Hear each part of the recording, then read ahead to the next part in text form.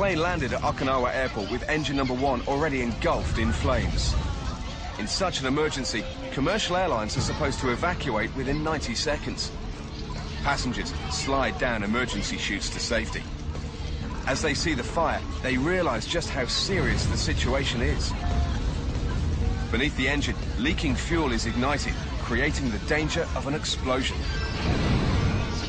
Even though the inside of the plane is rapidly filling with heat and smoke, the evacuation remains orderly. The thin skin of the aircraft is all that separates the remaining jet fuel from the fire. Passengers continue to escape from the plane and scramble for safety.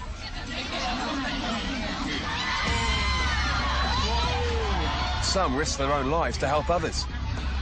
In an attempt to buy the remaining passengers and crew members on board some time, one brave rescuer tries to suppress the flames, but his handheld extinguisher is no match for the spreading fire.